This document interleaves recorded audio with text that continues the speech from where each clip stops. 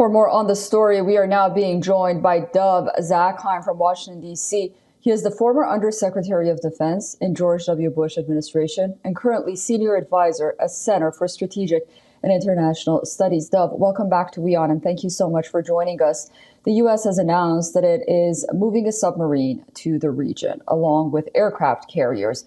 What's the message that it's conveying? Well, thank you for having me again. I think what Washington wants to tell Tehran is, in the first place, it is going to help Israel defend itself. We don't want to get dragged into a war, but we certainly don't want to let the Iranians do what they've always said they wanted to do, which is to destroy Israel. So that's not going to happen. Now, you mentioned the submarine, and that's significant for a different reason. If a submarine is going to fire a missile at Iran, it's not going to be easy for the Iranians to know that it was an American missile and not an Israeli missile. And so there's a second message here, I think, to Tehran, namely, don't think that the United States will do nothing offensively, because we might. And finally, there's a third message. President Biden no longer is running for re-election. There is nothing to stop him from actually supporting Israel and launching an offensive against Iran. Until now, we've never wanted to do that. We still don't want to do that. We're trying to get the Iranians to see sense here. But the fact of the matter is that whereas what you have to call a lame duck president, he's not going to get Congress to do very much for him. When it comes to foreign policy, the commander-in-chief can do what he thinks he needs to do.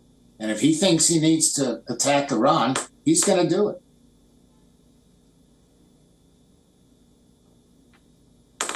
Yeah, such interesting points you bring up. Do you think the U.S. would launch an attack on Iran directly if Israel is ultimately attacked by the Islamic Republic? Not necessarily. Like I say, what we're going to do is defend Israel. But there's messaging here, as you said, and as your reporter has said.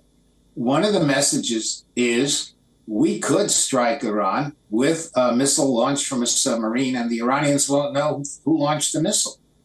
And the second message is President Biden may just go ahead and do something that he's not wanted to do before.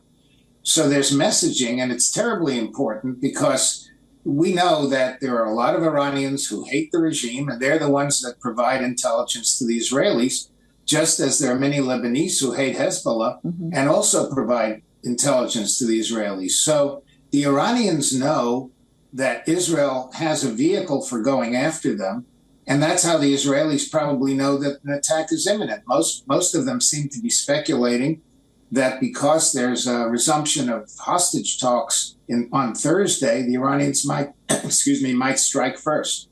So the Iranians have to worry on many counts when it comes to dealing with the Israelis, and frankly, so does Hezbollah. Yeah, that's very true. We'll be watching very closely, and I look forward to speaking to you again very soon. Dov Zakheim joining us live from Washington, D.C. Thank you. For all the latest news, download the WION app and subscribe to our YouTube channel.